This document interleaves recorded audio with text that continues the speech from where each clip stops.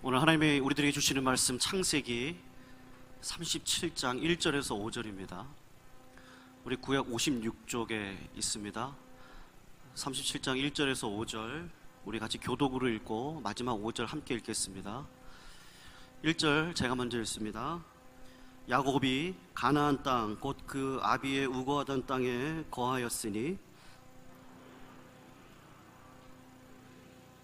소년으로서 그 형제와 함께 양을 칠 때 비라와 실바의 아들들로 더불어 함께하였던 바시를 요셉은 노년에 얻은 아들이므로 이스라엘이 여러 아들보다 그를 깊이 사랑하여 위하여 채색것을 지었더니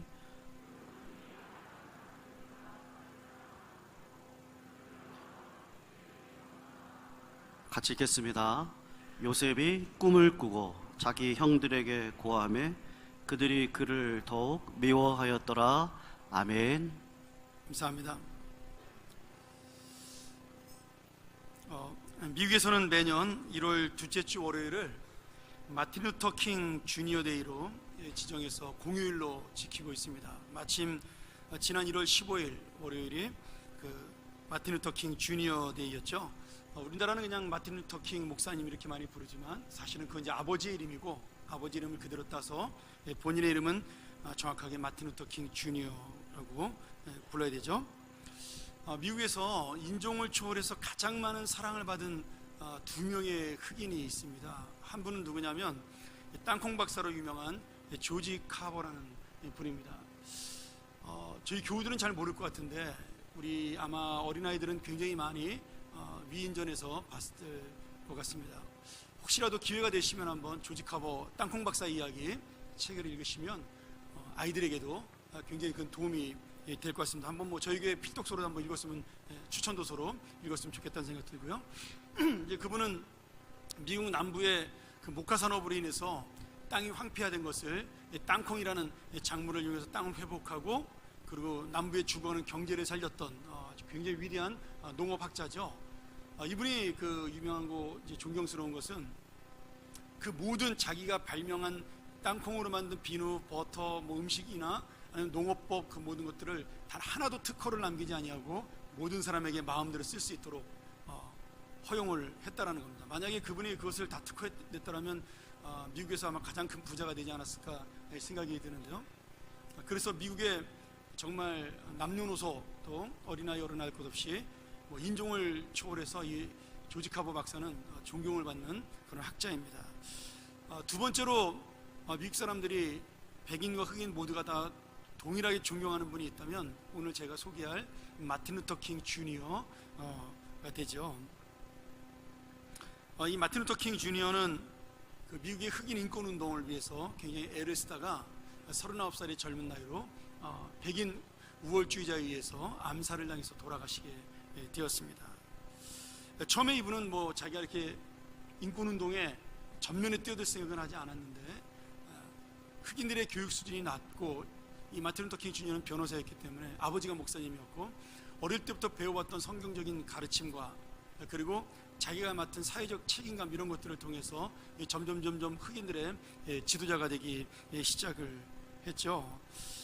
아마 미국에 사신 분들이나 여행을 해보신 분들은 알겠지만 미국의 큰 도시에 가면 어느 도시를 가든지 동일한 이름의 도로가 있습니다. 이게 뭐냐면 마틴 루터 킹 주니어 도로입니다.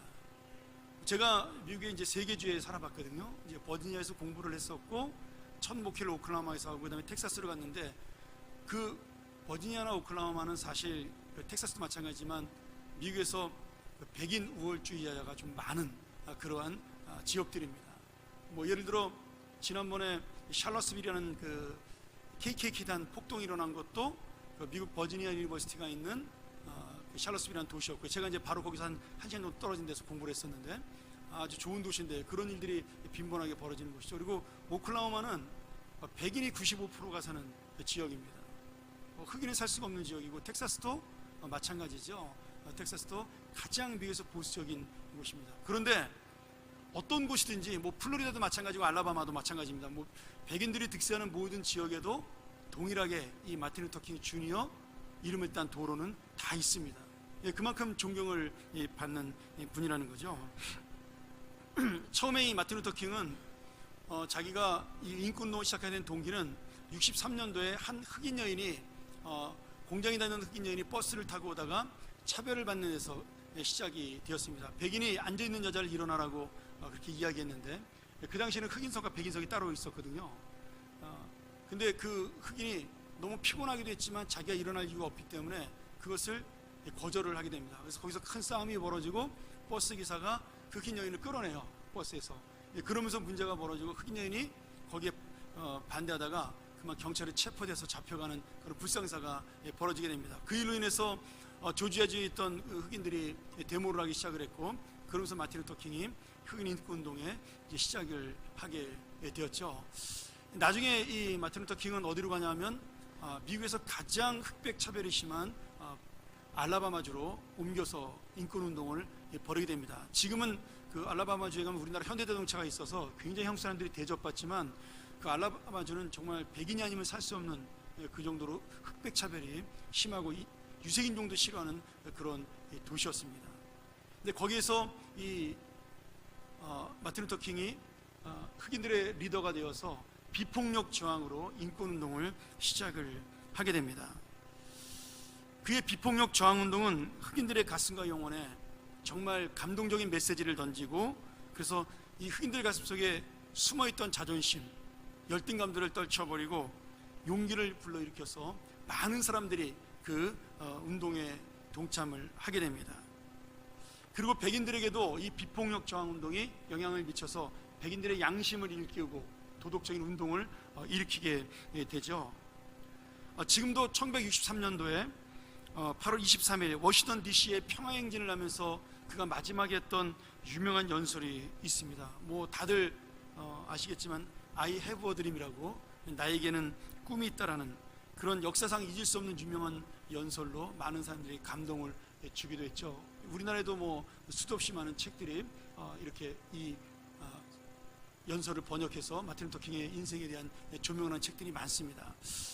제가 여러분에게 다 읽어드릴 수는 없고요. 제가 감동받았던 한 몇 구절만 좀 읽어드리고 말씀을 시작하려고 합니다. 지금 같은 고난과 좌절의 순간에도 나에게는 꿈이 있습니다. 언젠가 이 나라가 모든 인간은 평등하게 태어났다는 것을 분명 진실로 받아들이고 그 진정한 의미를 신조로 원칙으로 살아갈 날이 오는 꿈을 가지고 있습니다. 언젠가는 조지아의 붉은 언덕 위에 있는 예전에 노예였던 부모의 자식들, 그리고 그 노예의 주인이었던 부모의 자식들이 한 식탁에 둘러앉아 형제로 앉게 되는 날이 올 것이라는 꿈을 가지고 있습니다.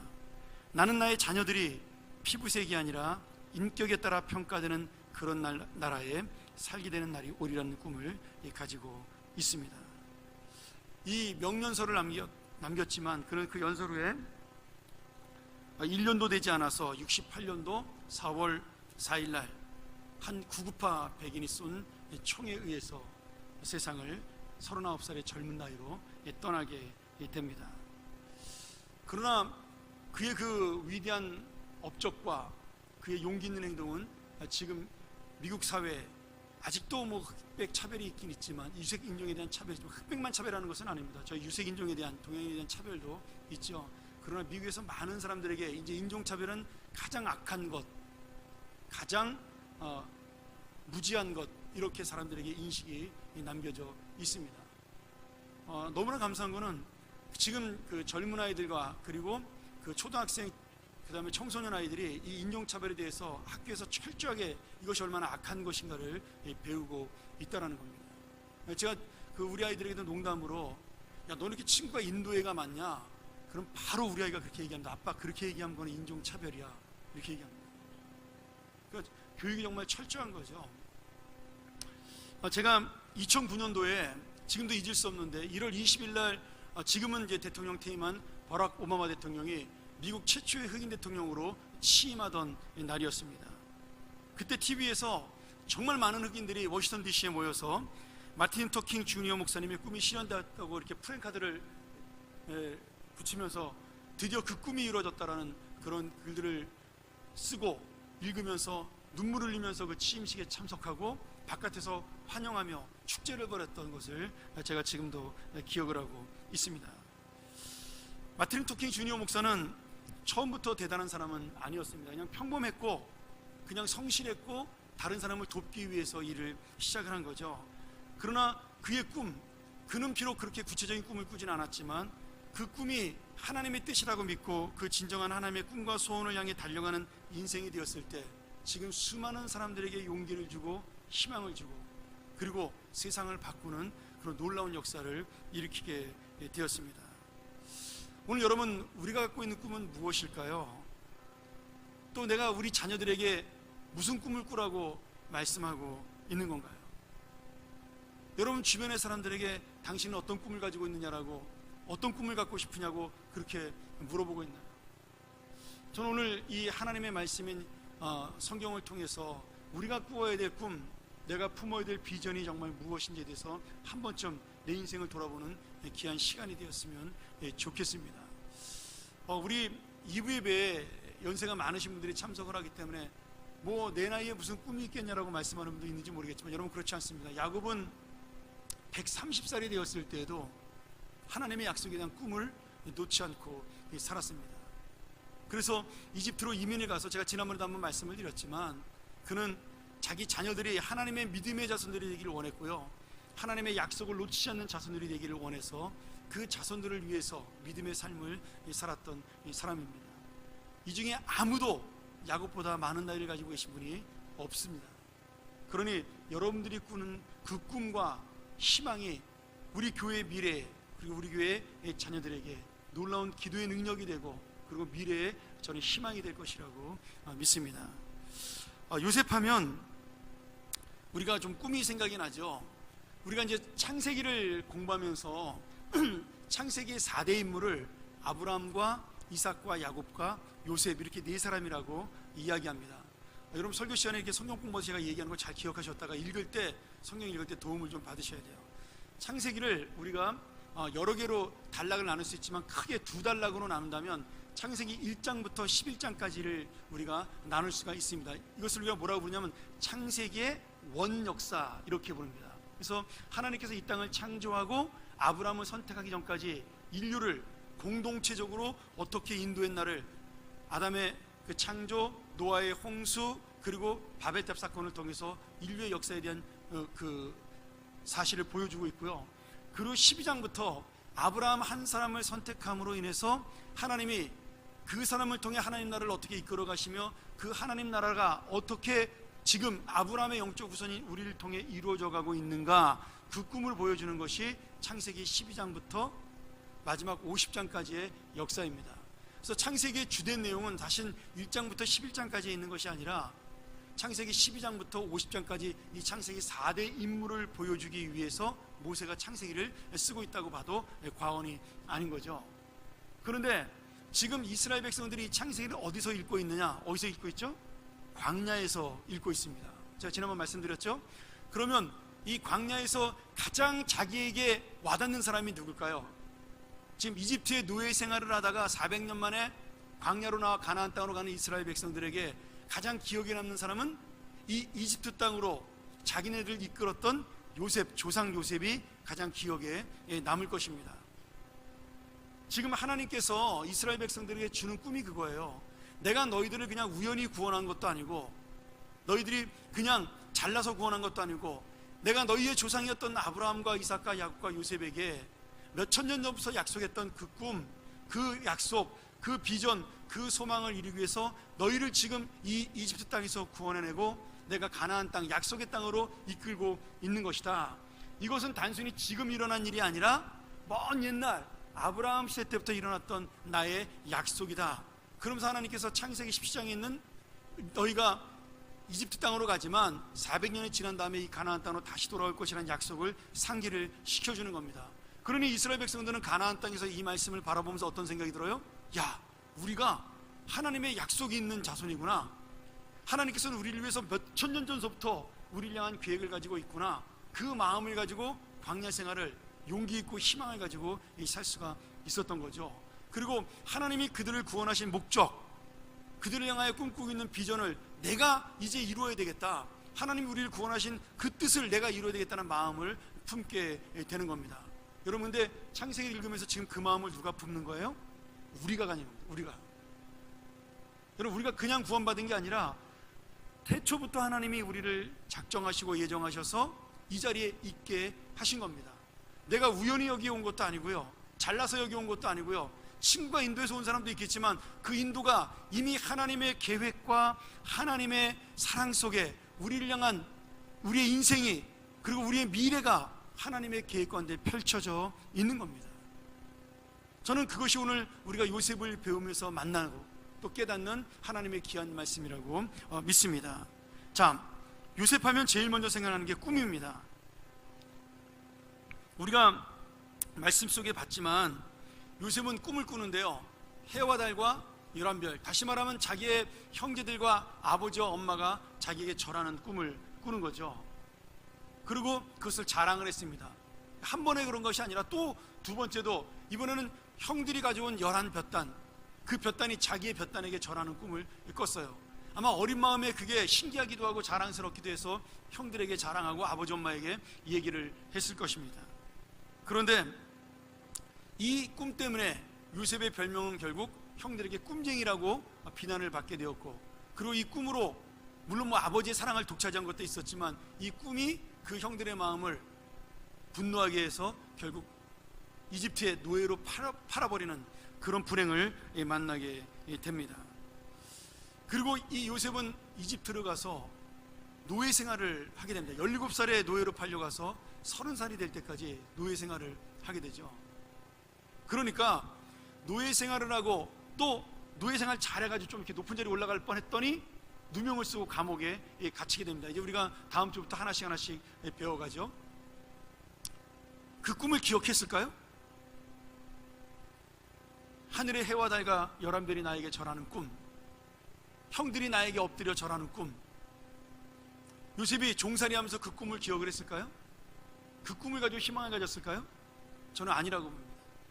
아마 요셉의 소원과 꿈은 그런 높은 사람이 되는 것이 아니라 이 노예 생활에 해방되어 나를 사랑하는 아버지에게로 돌아가는 것, 그것이 아마 전부였을 거예요. 그런데 말이죠, 놀라운 건 요셉이 자기가 있는 그 자리에서, 거기가 종의 자리였던 아니면 노예의 자리였던 감옥의 자리였던, 그가 용기와 희망을 잃지 않고 하나님 앞에 믿음으로 최선을 다하는 성실한 삶을 살았더니, 그리고 다른 사람에게 인정을 받는 진실한 삶을 살았더니 어느새 나도 모르는 사이에 요셉은 그 이집트의 총리가 되고 나라를 다스린 자가 되고 자기가 어린 시절에 꾸었으나 잊어버렸던 그 꿈이 이루어지는 놀라운 역사를 만나게 되는 거죠.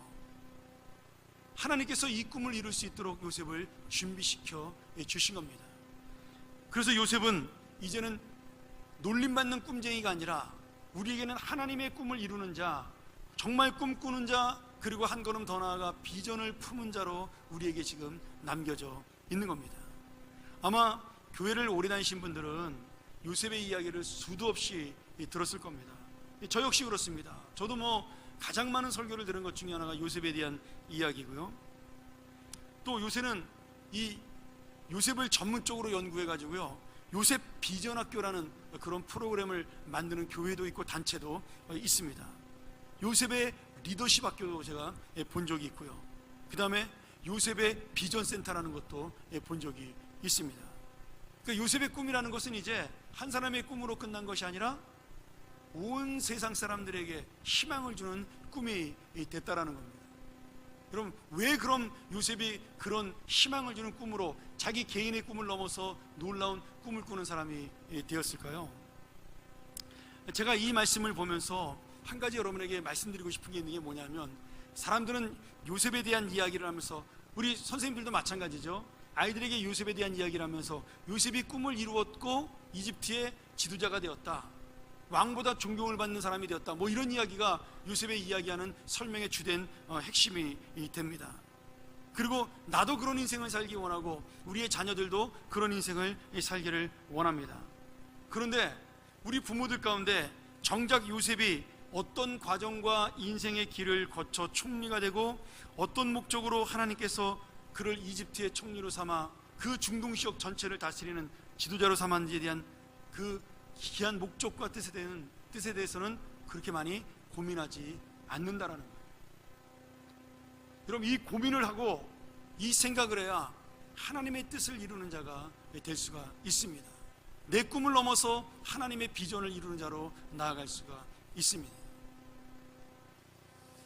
한번 여러분 생각을 해보세요. 우리 아들이 우리나라의 대통령과 총리가 되기를 원합니다. 대신 그 조건을 아이에게 한번 물어보세요. 너 그러면 지금부터 집 나가서 13년 동안, 한 15년 동안 남의 집 종살이하고 머슴살이하고 그리고 감옥에 갇히면 15년 뒤에 네가 대통령이 될 수 있다. 아마 10명 중에 9명은 대통령 안 하겠죠. 포기하겠죠. 우리는 그 과정, 다시 말하면 하나님이 요셉을 총리로 만들어주기 위해서 그를 세워가는 과정에 대한 프로세싱을 항상 놓치고 있다라는 거예요. 여러분, 교회는요, 결과가 중요한 곳이 아닙니다. 성경은 결과를 말씀하지 않습니다. 그 과정을 이야기를 하는 게 교회입니다. 어떤 사람은 평생 동안 한 사람만 전도하고 죽을 수도 있습니다. 우리 3년 전에 읽었던 책 기억나시나요? 제가 우리 교회 부임해가지고 여러분에게 그 추천도서로 소개했던 A.J. 크로닌이 썼던 천국의 열쇠라는 책이 있습니다. 그 책에 보면 그 미첨이라는 신부님은요, 평생 동안 몇 명 전도하지 못하고 선교사를 은퇴합니다. 사람들이 알아주질 않아요. 자기의 친구는 가장 높은 대주교가 되어 있고 자기는 이름 없는, 아무것도 가진 바 없는 신부가 되어서 쓸쓸한 시골길로 떠납니다. 그런데 그 소설 마지막에 뭐라고 돼 있어요? 그 대주교인 친구가 자기 집으로 돌아가는 그 낡고 허름한 옷을 입은 그 은퇴한 그 미첨 신부의 뒷모습을 바라보면서 왜 거기에서 하나님이 빛이 나는 것처럼 보이는지 모르겠다라는 고백을 하게 됩니다. 여러분, 그것은 단순히 소설로 끝날 이야기가 아니라 하나님이 보여주는 인생의 모습이라는 거죠. 하나님께서는 우리의 결과를 보는 것이 아니라 내가 살아가는 과정 하루하루를 통해 하나님의 결과를 이야기하시는 겁니다. 그래서 우리가 어떤 사람을 평가할 때 우리는 그 사람의 결과를 보고 평가할 것이 아니라 그 사람의 살아온 인생을 보고 우리가 평가를 해야 된다는 거죠. 저는 그것을 스토리가 있는 인생이라고 이야기하고 싶어요. 하나님의 스토리가 있는 인생. 자, 요셉은요, 쉽게 살아온 인생이 아니었어요. 그가 감옥에 갇히고 뭐 노예 생활했다, 이 정도로 어려운 게 아니라, 한번 생각해 보세요. 요셉은 친어머니 라헬이 일찍 죽었습니다. 자기 동생을 낳다가 죽었어요. 요셉에게 아버지가 있지만 요셉의 주변에 있던 사람은 누구였어요? 3명의 계모와 배다른 10명의 형제들이었습니다. 요셉이 그 어린 나이에 어머니를 잃고 그 형제들, 배가 다른 형제들 사이에서, 그리고 계모 사이에서 얼마나 눈치밥을 먹고 자랐는지 우리는 상상을 할 수가 있는 거죠. 그러니 요셉이 자기가 살아남기 위한 생존의 전략이 뭐예요? 아버지에게 붙는 겁니다. 나는 아버지가 없으면 이제는 끝나는 인생이다. 아버지의 사랑이 없으면 나는 죽은 인생이다. 그래서 어쩌면 요셉은 더 아버지에게 잘 보이려고 애를 썼는지도 모르겠어요. 오늘 우리가 읽은 말씀에 보면 형들이 잘못한 것을 아버지에게 고자질했다고 나오잖아요. 어쩌면 그 어린 철없는 아이의 생존 전략인 거죠.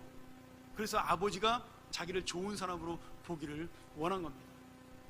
내 동생은 내가 책임져야 되겠다, 그런 마음으로 어릴 때부터 살아온 게 요셉의 인생입니다. 아버지에게 잘 보이기 위해서 자기의 꿈을 이야기했고 아버지가 대견해 보이도록 하기 위해서 그런 인생을 살아왔다고 볼 수가 있는 거죠. 어쩌면 그런 인생들이 또 그가 노예로 잡혀가서 살면서도 눈칫밥을 먹으면서도 인정받을 수 있는 그런 사람이 될 수 있는 또 기틀이 된 거기도 한 거죠. 뭐 우리가 성경이 그렇게 자세히 나오진 않지만 어떤 한 사람의 인생을 바라보면서 그 사람이 그렇게 된 것은 여러분 저절로 되는 법은 없는 겁니다. 제가 아까도 우리 교회 그 지사님 한 분이나 그런 얘기했지만, 이 사람들이 뭐 빌 게이츠가 갑자기 마이크로소프트를 개발해서 떼돈을 벌고 뭐 자크버그가 뭐 페이스북을 개발해가지고 떼돈을 벌었다, 그렇게 생각할지 모르지만 여러분 그렇지 않습니다. 그 친구들은요, 그런 거 개발하려고 하버드를 포기한 사람들이에요. 여러분, 우리 애들 중에 프로그램 하나 만들려고 하버드 포기하는 아이들이 있겠습니까? 그 정도로 자기 인생을 거는 아이들이 몇 명이나 되겠어요? 근데 우리는 그런 생각은 전혀 안 하는 거죠. 근데 여러분, 빌 게이츠가 위대한 건 뭐냐면 그렇게 해서 자기가 돈을 벌었는데 자기는 돈을 이렇게 많이 벌 줄을 몰랐다는 거죠. 그래서 이 많은 돈은 다 내게 아니라 누구 거예요? 이 돈을 벌게 해준 우리 모든 인류의 것이라고 생각을 하는 겁니다. 그래서 지금 자기의 전 재산을 몽땅 다 거기다 다 바쳤잖아요. 자기의 그 수십억 불의 재산, 뭐 우리나라 예산보다 더 많은 그 재산을요 다 지금 가난한 자리에서 기부하고 자기 자녀 3명에게는 딱 한 사람당 100만 불씩만 남겨준다고 그렇게 유언을 미리 남겼습니다. 뭐 100만 불도 작은 돈 아니잖아요. 10억 되니까요. 그래도 여러분 10억이면요 빌 게이츠 하루 버는 돈도 안 되거든요. 그러니까 사람이 어떤 꿈을 꾸느냐가 중요한 게 아니라 그 꿈을 이루어가는 과정과 그 꿈을 이루었을 때 내가 어떻게 사느냐가 굉장히 중요한 겁니다.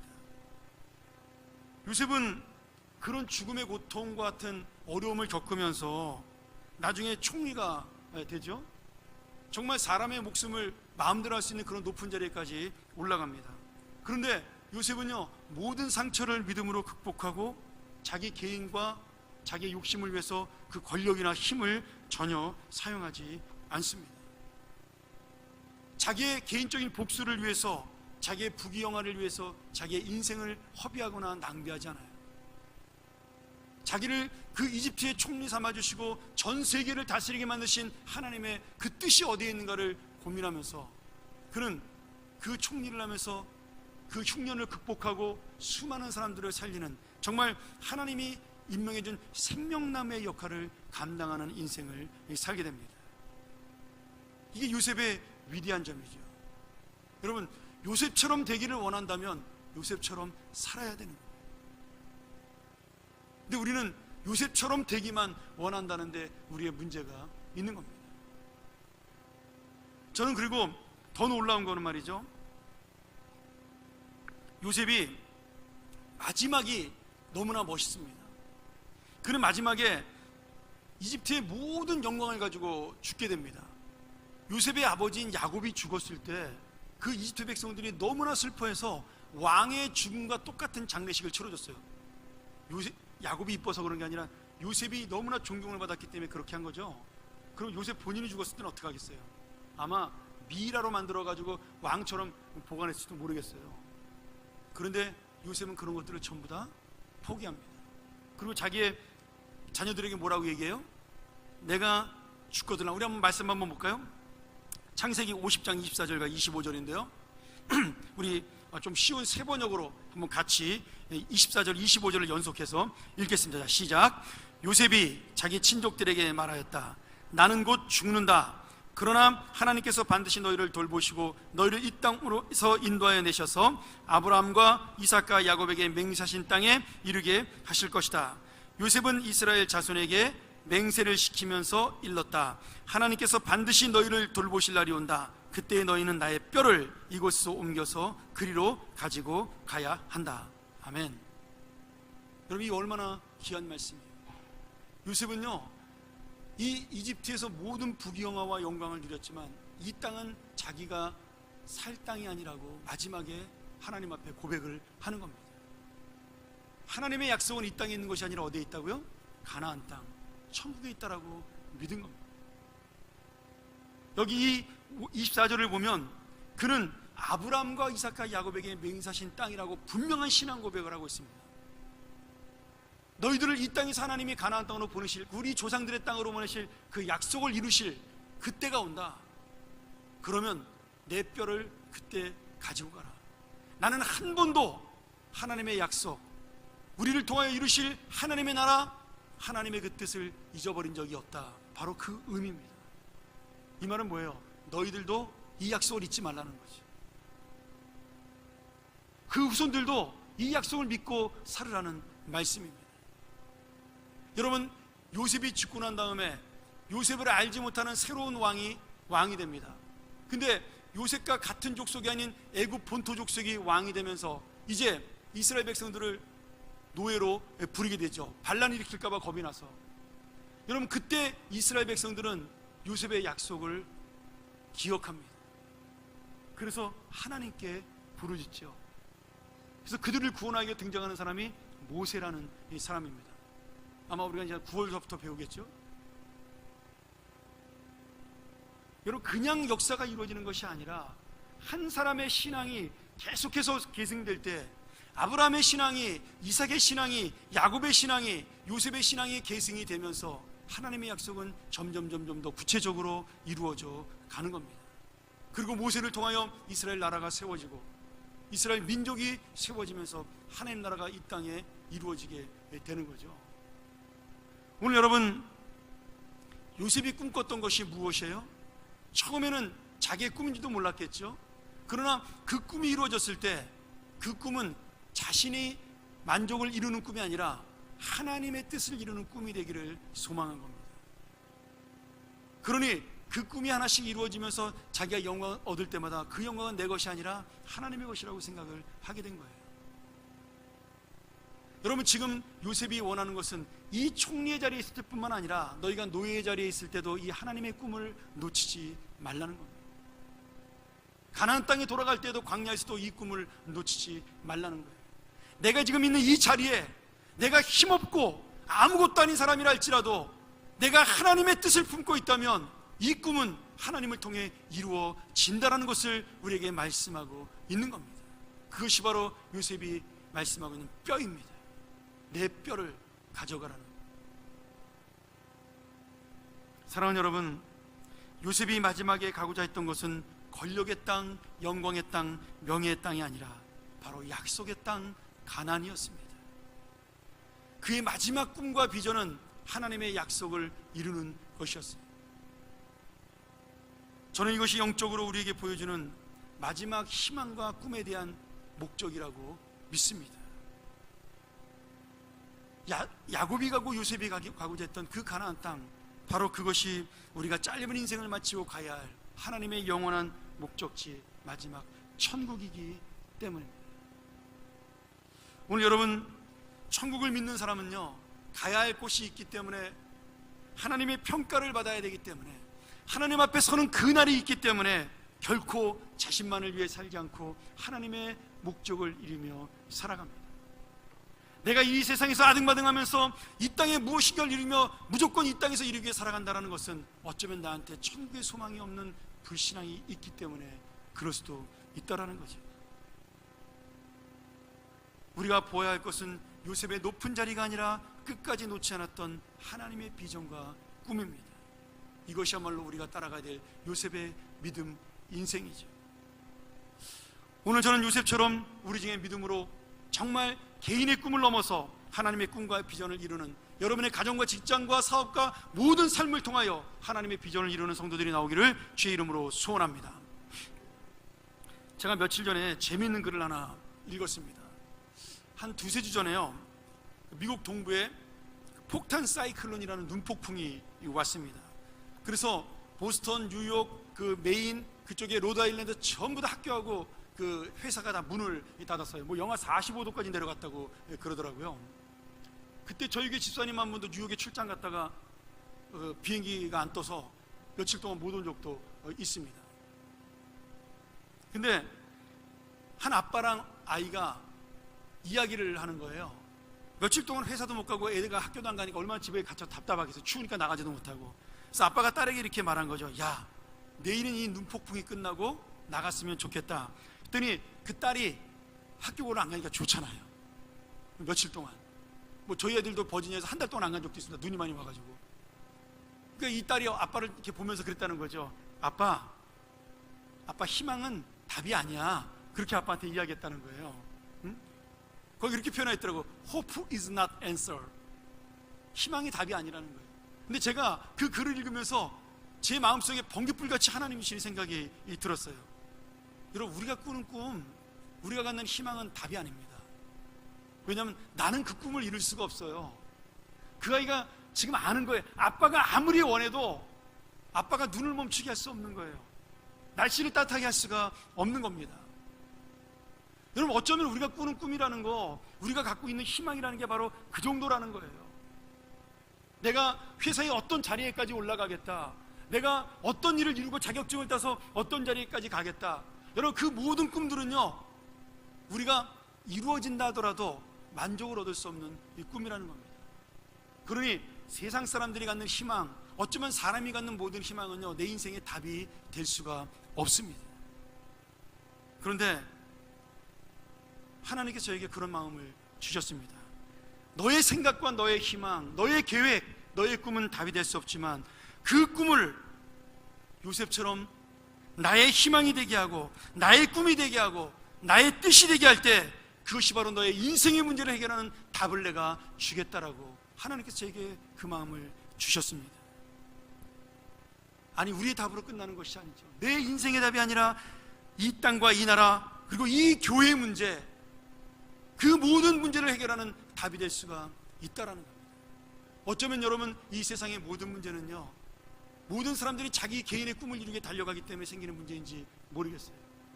하나님의 꿈을 이루게 달려간다면 이 땅에 있는 수많은 문제들은 전부 다 저는 사라져버릴 것이라고 믿습니다. 여러분, 예수 그리스도의 죽음, 그 십자가의 죽음이 고통으로 끝나지 아니하고 모든 사람들의 꿈이 되고 모든 사람들의 희망이 된 것이 무엇이에요? 예수님의 꿈이 아닌 하나님 아버지의 꿈을 이루셨기 때문입니다. 내 뜻이 아닌 아버지의 뜻을 이루며 달려갔기 때문에 그 십자가의 희생과 고통은 지금도 우리에게 남아있는 위대하고 완전한 희망이 된 것이죠. 사랑하는 성도 여러분, 마지막으로 여러분에게 처음에 했던 질문을 다시 한번 던져봅니다. 우리는 지금 어떤 꿈을 꾸고 있나요? 내가 있는 이 자리에서 꾸고 있는 그 꿈과 비전은 무엇인가요? 또 내 사랑하는 자녀들에게, 내 아는 지인들에게 우리가 어떤 꿈을 지금 주고 있나요? 우리 한번 같이 이 말씀 기억하면서 한번 주님의 은혜로 통성으로 기도하겠습니다. 우리가 어떤 자리에 있든지 하나님은 그 자리를 보는 것이 아니라 우리가 꿈꾸는 생각, 우리의 믿음을 보시는 거죠.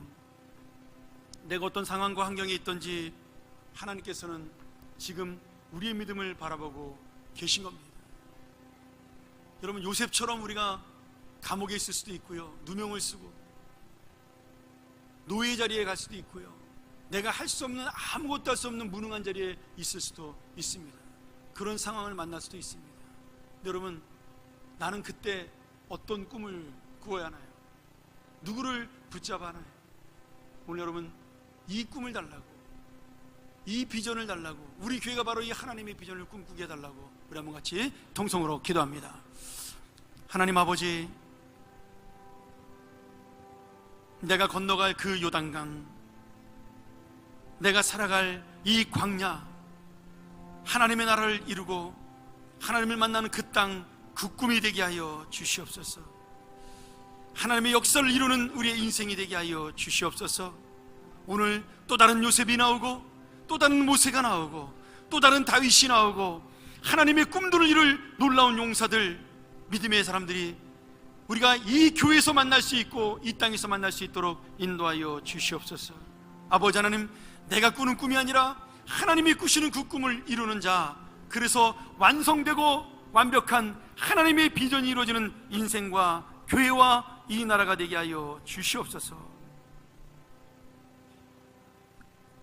하나님 아버지, 오늘 우리가 꾸는 이 놀라운 꿈과 비전, 하나님의 꿈과 비전이 될 수 있도록 도와주시고, 내가 지금 어떤 자리에 있든지 하나님의 그 놀라우신 마음, 하나님의 뜻, 우리를 향한 하나님의 계획을 마음에 담는 인생 되게 도와주시옵소서.